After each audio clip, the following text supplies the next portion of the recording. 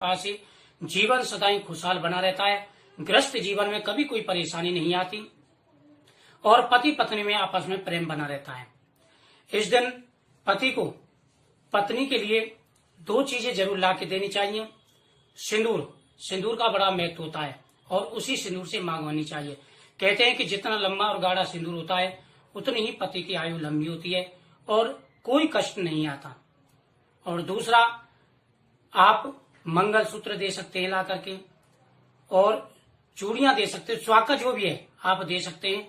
यह बहुत ही शुभ माना जाता है। उसके बाद में आप एक थाली सजाएं, यानी सुबह पूजा कर लें।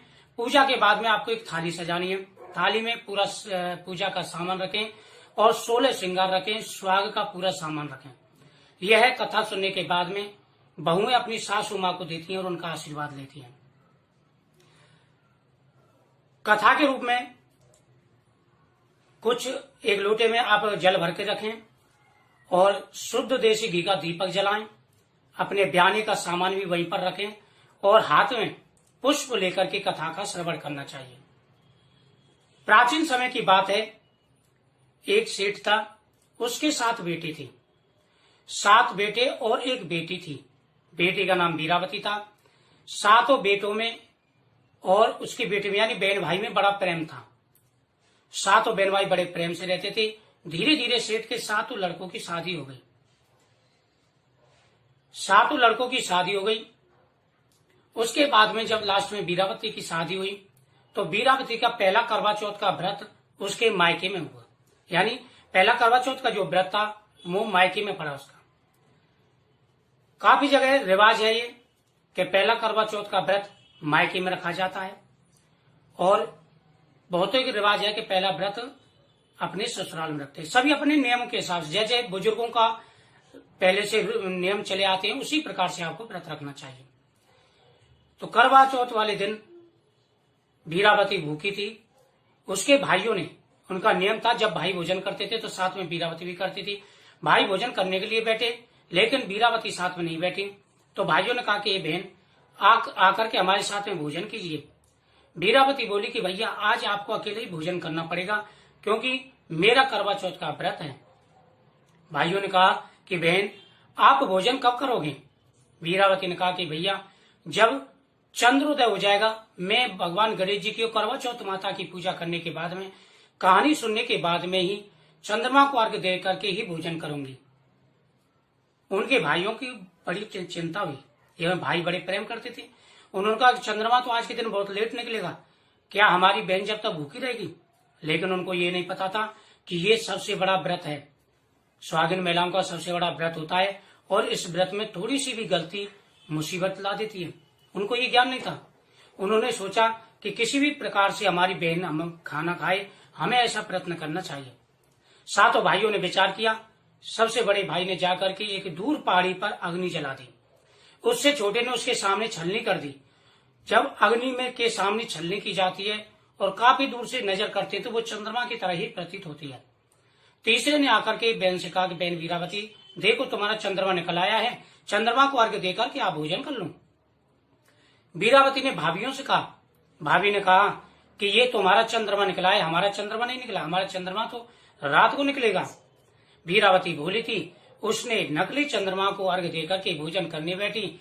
जैसे ही पहला कौर टुकड़ा उसमें बाहर निकला, दूसरा कौर टुकड़ा छींकाई और तीसरा कौर खाने के लिए जैसे ही तैयार हुई उसी समय उसके ससुराल से खबर आ गई कि वीरावती तुम्हारा पति बहुत बीमार है।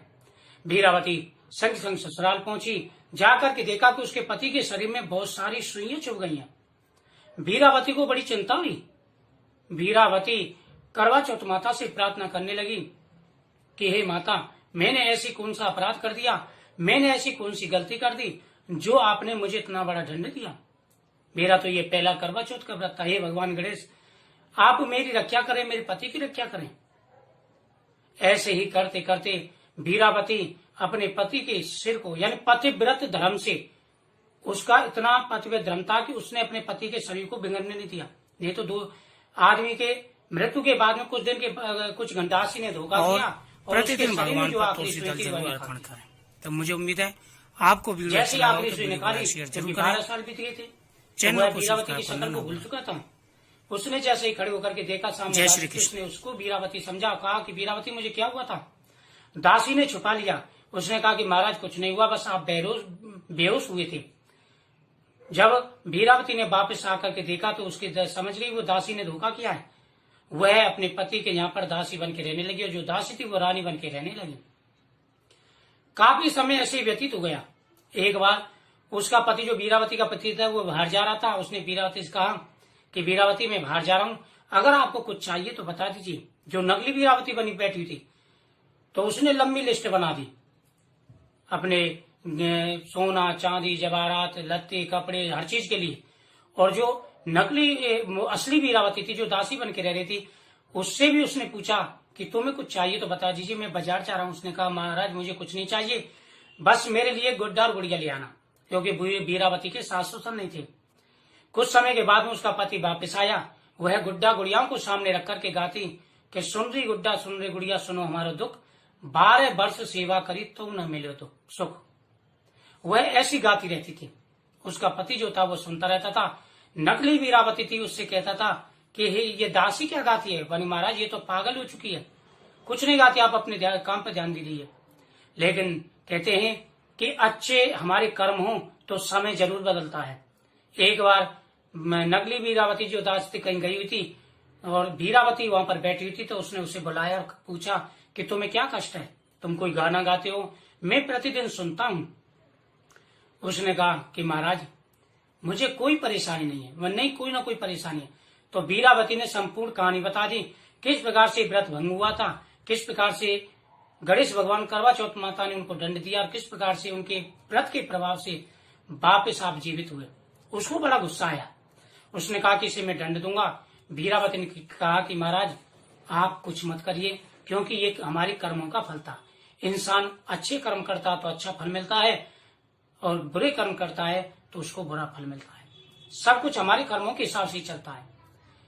तो जैसे वीरावती के सुख हुए, उसी प्रकार से करवा चौथ माता सभी के घर में सुख करे, धन धान्य बना रहे, पुत्र बने रहे, पुत्रियां बनी रहे और आपके पतियों की, सभी के पतियों की जो है आयु लंबी हो।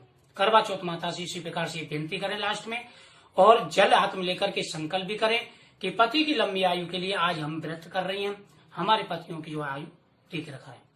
उसके बाद में चंद्रोदय, चंद्रमा जो है 8:30 बजे से लेकर के और 9:30 बजे के बीच में ही उदय होंगे।